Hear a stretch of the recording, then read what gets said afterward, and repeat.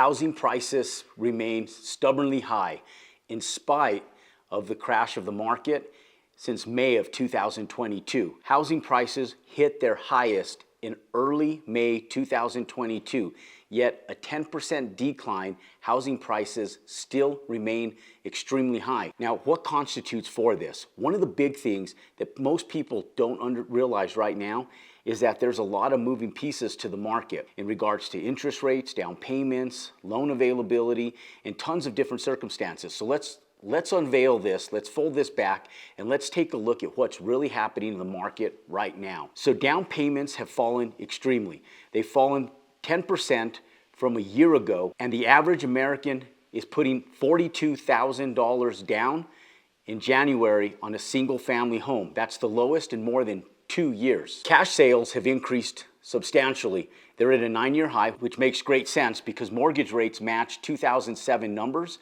And so back in 2008 and 9, cash sales went through the roof. So one of the biggest things that people have to look at right now is that when money is expensive to borrow, people are more willing to utilize their excess capital or their capital reserve to be able to cut back on interest payments and high mortgage rates.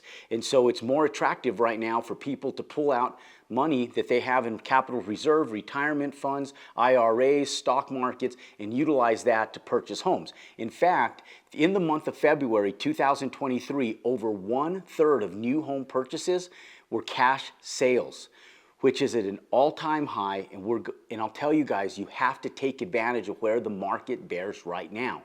Now, when you look at all the homes that were sold, we also look at the other mortgage types that are being utilized right now, like FHA and VA loans. At a 2-year high in February 2023, one of the main reasons is because you can walk in with a lower down payment utilizing a government-backed loan like an FHA loan or a VA loan. So a lot of folks are looking for alternatives at this point in time. Now, another means that we've been talking about through the means of creative financing is loan assumptions. One thing that we've been talking to people about is instead of going out and seeking and searching for brand new loans to be able to facilitate at a 6% or 7% mortgage rate, you can go in and you can see if someone else's loan on the house, the pre-existing home that you're buying, is assumable. And if that loan is assumable, you can assume their loan if it was pre-2021 at a lower interest rate, because more than likely they have an interest rate that bears anywhere between 2.5% to 5%, which is extremely lower than what mortgage rates are today. So if you're able to assume somebody's loan and put down a slightly higher down payment, but yet get in at a lower price, your barrier of entry, your interest rate, and your cost per month is going to go down substantially. Now, let's take a look at the market itself, and let's take a look at what February bared. According to Zillow, February 2023 new home sales bounced back after a 12-month decline. It was one of the highest jump backs that we've seen all year. It was up 14.5% in the month of February. Over 4.58 million existing homes were sold in the month of February, which is an all-time high in over 12 months. So it's extremely gratifying to see when, as investors, we've been seeing the market plateau and we went back into a buyer's market. In February was the first chance that sellers had the opportunity to sit back and call their shots again for the first time in 12 months.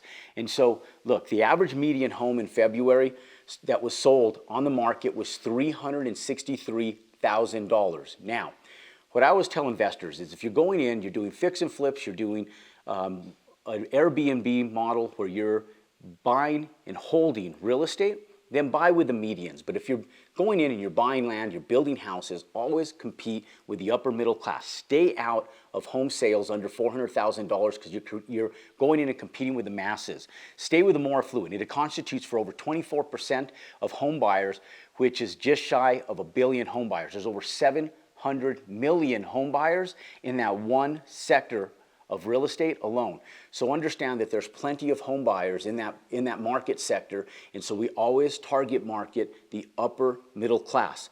Now, when we take a look at housing on the market, there was just shy of 1 million active listings on the market according to the National Association of Realtors right now. What the National Association of Realtors tells us is that when there's over 5 million homes active on the market at any given time, we are officially in a buyer's market. Just to make the market level, we have to be at 5 million homes, active listings on the multiple listings at any given time to be able to have an even fair market between sellers and buyers. Now, we are in a 4 million listing deficit right now to even hit a buyer's market. So when we look at what's happened over the last year and we take a look at it being a buyer's market for the last 12 months, in spite of the amount and quantity of homes that are listed on the market, it just meant that there was a plateau, that homes were just hovering for a short period of time. It didn't mean that we were in a buyer's market. We're still in a very aggressive seller's market, and we're going to remain there. As the market starts to give and as buyers start to enter the market again, when money becomes more expendable and and less expensive to be able to utilize, the buyers will enter back into the market and it will remain a seller's market. And it's because of our inventory deficit that we're putting ourselves in this position. Post 2008, home construction dropped by an excess of 35%, where an average decade produces about 11 million single-family homes.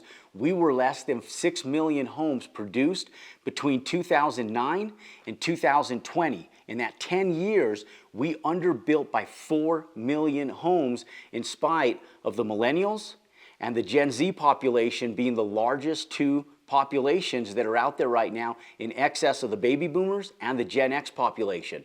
So ladies and gentlemen, that's where the deficit began, and we still haven't caught up. So when anytime there's a bottleneck in the market like there is right now, all it does is create more opportunity for buyers, investors, and end users long term. Appreciation is real. Home prices are going to continue to raise. The best investment that you can buy right now is real estate. Ladies and gentlemen, the market may be softer than what it had been 12 months ago, but we're still in a seller's market. We're still at a great place to invest in real estate. Invest in real estate and never forget. If you like the content, you want more just like this, pound that thumbs up button, click and subscribe to our YouTube channel. I'm going to go ahead and put some housing market updates, some banking updates with what's happening right now with the collapse of the banking industry right after this video, so that you, a wise investor, can make logical decisions with current information. Click and subscribe, and we'll see you next time.